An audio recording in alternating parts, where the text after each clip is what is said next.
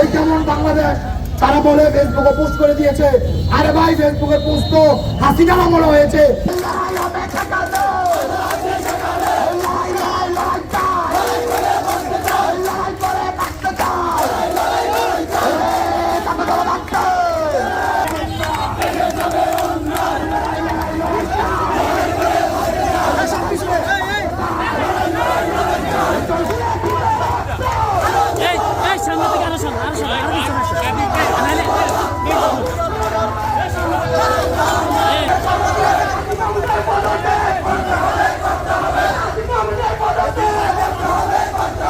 আলমিন আসিফ মাহমুদের বাবার সাথে যে তারা দফায় দফায় মিটিং করেছে, ওই ভিডিও ফুটেজ এবং ছবি আমাদের কাছে রয়েছে।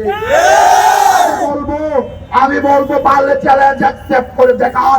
আপনার সব সাহস থাকবে, আপনি চ্যালেঞ্জ অ্যাকসেপ্ট করে দেখান যে আপনার বাবার সাথে তারা দেখা করেনি, মিটিং করেনি, কোনো মুরাদনগর নিয়ে ষড়যন্ত্র করেনি। প্রিয় মুরাদনগরবাসী, আপনারা সবাই জানেন মুরাদনগরে একটি প্রত্যেকটি জায়গায় যে আন্দোলন সংগঠিত হয়েছিল, এই যে পতিত যে আসিফ মাহমুদের ছত্রছায়ায় যে বৈষম্য বিরোধী ছাত্র আন্দোলন কমিটি হয়েছে, ওই কমিটির আহ্বায়ক ওবায়দুল্লাহ মুরাদনগর তো নয় তথা কুমিল্লার জেলায় কোথায় আন্দোলন করেছে একটি মাত্র প্রমাণ দেবে, তাকে আমরা মেনে নেব।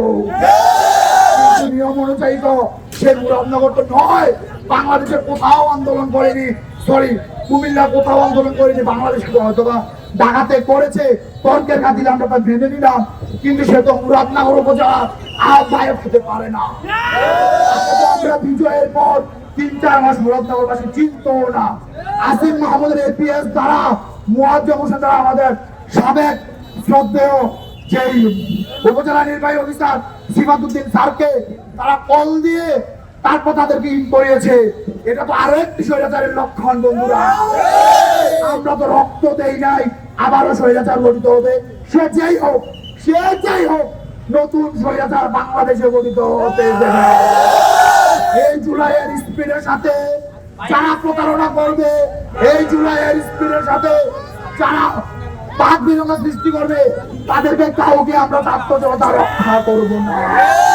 বাংলাদেশে যে গণঅভ্যুত্থান হয়েছে, প্রতিদিন স্বৈরাচার দুনিয়া থেকে এই বাংলাদেশ মুক্ত হয়েছে, কিন্তু আমরা দেখতে পাচ্ছি কিছু কিছু উপদেষ্টা এই যে আসিফ মাহমুদের এপিএস ৩১১ কোটি টাকার যে দুর্নীতির সাথে যুক্ত হয়ে সাংবাদিক মাধ্যমে আসছে যে তাকে অপসারণ করা হয়েছে, তাকে অপসারণ করাতেই ব্যাখ্যা রইল, কিন্তু তার কোন শাস্তি, কোন প্রশাসনিক কোন হেনস্থা আমরা দেখতে পাচ্ছি না।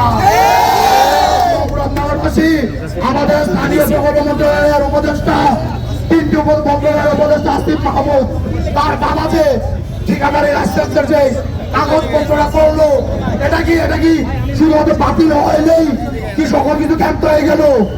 আমরা কিন্তু দেখতে পাচ্ছি এই বাতিল হওয়াতেই কিন্তু পৃথিবীতে অনেকটা চলেছে।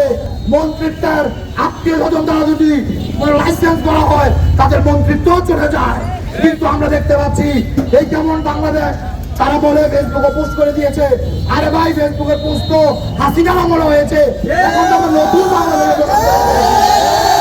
আমি আসিফ মাহমুদ ভাইকে, যদি তার কোনো প্রতিনিধি থাকে, যদি তোর বাবা ভাই দ্বারা একটা চ্যালেঞ্জ করতে চাই, যদি পারো এই চ্যালেঞ্জ অ্যাকসেপ্ট করো।